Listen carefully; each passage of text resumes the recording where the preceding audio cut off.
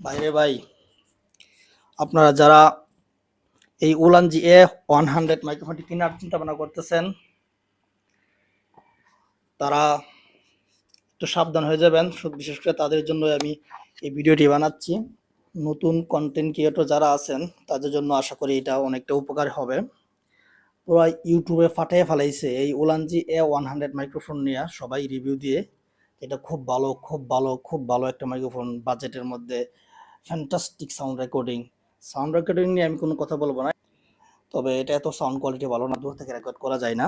একদম কাছে নিলে রেকর্ড, খুব কাছে নিলে এটার সাউন্ড ফেটে যায়।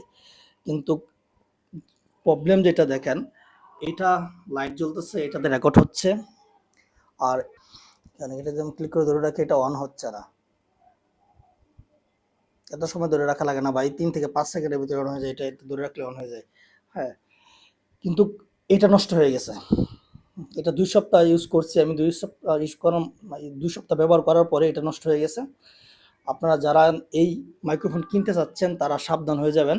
সুতরাং যারা আমার মতো নতুন কন্টেন্ট ক্রিয়েটর, নতুন ইউটিউবিং শুরু করতে যাচ্ছেন, শুরুতে যদি এরকম একটা কট খেয়ে যান ভাই, পরবর্তীতে আপনারা আর ইউটিউবিং করার জন্য কি ইন্সপায়ার পাবেন না ভাই। 3,000 টাকা কিন্তু অনেক আমাদের মতো নতুন কন্টেন্ট ক্রিয়েটরদের জন্য। হ্যাঁ, এই 3,000 টাকা ম্যানেজ করে কিনা অনেক কষ্ট ভাই। হঠাৎ করে দেখবেন এটা একটা নাই নষ্ট হয়ে গেছে। তবে আমি শুকরিয়া আল্লাহর কাছে যে আমার একটা তো অন আছে ভাই, এটা দিয়ে আপাতত আমি কাজ চালিয়ে যেতে পারবো। যদি 2টা অন হয়ে যায়, নষ্ট হয়ে যেত, তবে আমার পুরো আমসাল অবস্থা সব চলে যেত।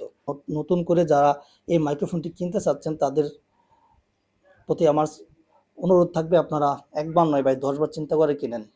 যদি এরকমভাবে ভাই ধরা খেয়ে যান, আমার মতো পরবর্তীতে টিকতে পারবেন কিনা। তবে ফাইনালি এটাই বলবো, আপনারা এই উলানজি মাইক্রোফোন কেনার আগে অবশ্যই আপনারা চিন্তা ভাবনা করে কিনবেন।